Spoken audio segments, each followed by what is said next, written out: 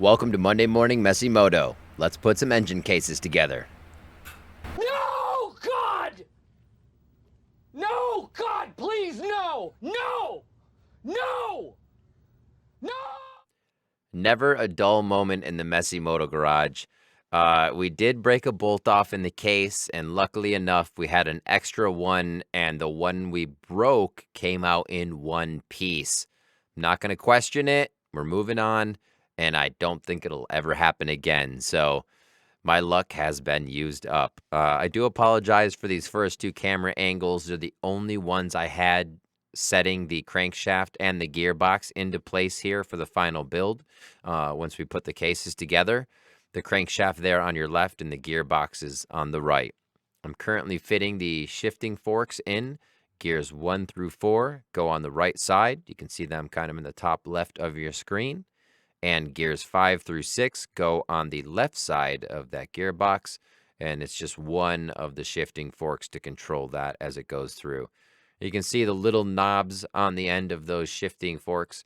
They will go into the shifting drum, and you can see the legend it has on it, so they can move up and down and make sure the gears are getting into the place they get when I'm pressing up and down on the shift lever with my foot on the outside of the bike. So really interesting to see how everything inside works when I'm going to be using it on the outside. A lot of work has gone into this case, knowing that we shimmed everything correctly, and that means spacing it correctly between both sides of the case. Distances had to be measured of just about everything inside, and then small pieces of metal that take up millimeters and fractions of the space that they go around. They have to be perfect. And if they're not, this is all going to be for naught, and I can just try to rebuild it again next time. But luckily, we are within spec on everything. If something's not supposed to move laterally, it won't. We have enough preload in that position that will keep it from moving laterally. And preload means if you take your arms and you're in a really narrow hallway and you push your elbows against the hallway walls and you can't move back and forth, you're preloading yourself against that wall, so you can't move laterally. That's what we have to do to some things. Others are supposed to move, like the gearbox I'm spinning right now should have a little bit of lateral movement, actually 0.05 to 0.15. So that's the range that we're actually working with when we're inside the engine and trying to get everything calculated correctly. It was really fun to learn and use all the formulas and input everything I was finding with measurements. It definitely made me feel like I was back in school. Um, it's been so much fun to rebuild this engine. Putting the gasket on is definitely one of my least favorite parts, but I gotta say, this gasket in a can is cheats. Use it if you can.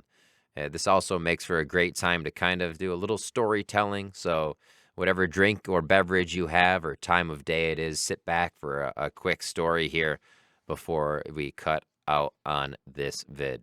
So, the 749 is being rebuilt because of a big end bearing blowout. And that is a bearing that's under that big piece of pie you see in the middle of the engine right there. That piece of metal that looks like pie. That's the crankshaft. So there are small bearings under there, but not your traditional bearings. They actually look kind of like half moons, and they're just small slivers of metal.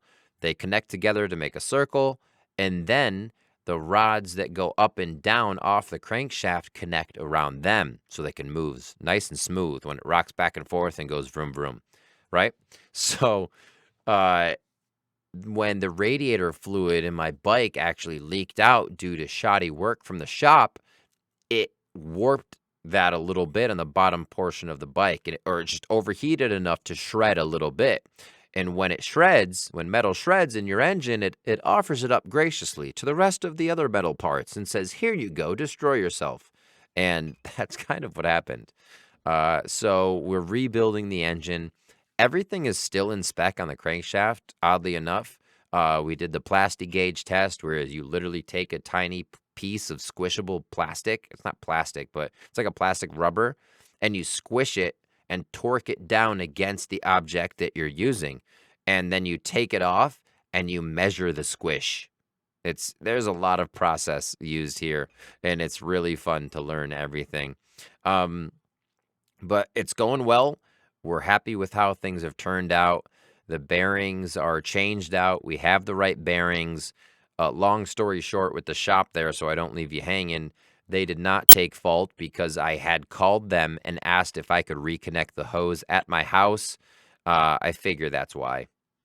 It wasn't done at the shop. One last thing wasn't done at the shop, so they don't have to, and that's fine.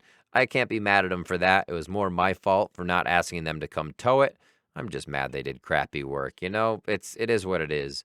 And that crappy work and a lot of other crappy work on bikes that I've owned is what leads me to work on my own bikes and do a lot of my own stuff. If I have to watch hundreds of YouTube videos to learn it, I will at this point, because that time is also my money. If that money isn't going to be $1,800 going to an erroneous repair. So it becomes really tough in the end to say I'd ever want to take a bike back to a shop if it's not purchased new and has to go under warranty.